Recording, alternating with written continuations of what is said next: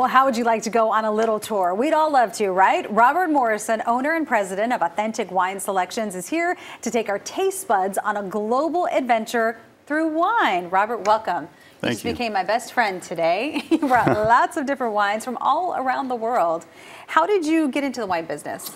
Well, I was born from a career in the restaurant industry first. I was a wine director for a couple of wine programs, and got to go on a wine trip with a national importer who I was doing a lot of business with, and that was when the wine bug really bit me, and I figured out that this is a way I'd like to make a living. The restaurant business it's a lot of work. You work when others are at play, and there's not a whole lot of time off, and it's tough on relationships. So I quickly realized that the wine business is what my future would hold.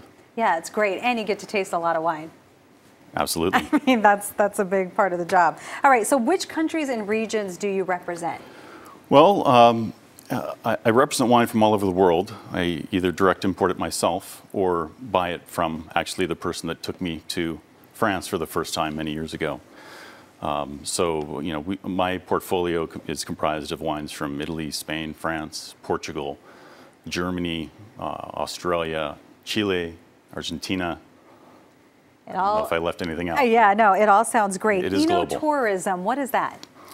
Well, eno-tourism is an idea that is born from my travels recently in Spain.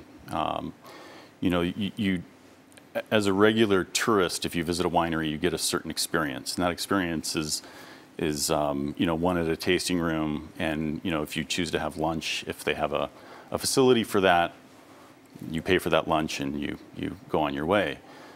As an importer, the experience in the hospitality is much different. It's on a completely different level. I mean, they really roll out the red carpet for you. So, you know, it's my idea to share that with some of our private customers, invite them to Spain so they can see the wineries through the eyes of the importer and have these experiences. In July, I was at one of my Spanish wineries, and we were eating river crabs out of the Duero River that was caught by the father of the winery owner. He's an 85-year-old man. He, you know, with a throw net, he caught our lunch. I mean, you just don't get those experiences as a regular tourist, so to say. So, it's really a special way to visit wineries. So, we'll bounce around Spain and have these various experiences paired with each winery's wines and the local foods, and it really is a special thing that the average person wouldn't get to experience. Exactly, because you're drinking wine, but you're also learning about it. There's always a story when it comes to it. You brought a lot of wine with you, so tell me about some of this. Yeah, so along with importation and distribution, I wanted to expand and start my own brand. So Voix de la Vigne is Voice of the Vine. It's a brand I started with one of my Oregon growers. And it's a brand that is really, it's dressed up to look like a European wine, but all the wines are so far domestic. And each bottle is basically material that I taste and decide that it's, you know, over delivers its quality and price, and I buy in bulk from the winery and bottle it. Okay. So it started. So let's pour some wine and taste a little and tell me about it. So over here we have sparkling rosé in a can. That's a growing niche in the industry. You're going to start to see a lot more cans nowadays. Okay, so I'll hand you a can. I mean, if you shake it, does it do anything? Oh yeah, it's sparkling. All right, and shake it. So we're good. Yeah, so wine in a can, that's something I don't see every day. It actually tastes better out of the can. It does? Why? You know, I think there's an aeration effect, pouring the wine into your mouth from the can that you don't get from the delivery from the glass. Interesting. All right. You can be the judge of that. Okay. Cheers. Cheers. Always have to cheers. That's nice. So that's perfect for, you know, the boat. Actually, it has a visual indication of what the wine goes with each wine. Okay, so I'm seeing a boat and palm trees on that. So there's a boat, a pool, a palm tree, and a lounge chair. So this is obviously on the go. And what about this other one? This is Pinot Gris from Oregon. Okay. Voix de la Vigne Pinot Gris, no oak, all stainless steel fermentation.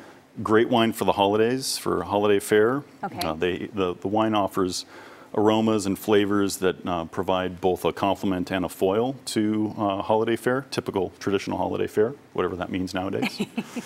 And then we have the Voie de la Vigne Willamette Valley Pinot Noir. Again, no oak, relatively low alcohol, which is also good for the holidays because sometimes we feel like having an extra glass. Exactly. You can maybe get away with it without waking up in the morning with a headache. It's true. Good thinking there.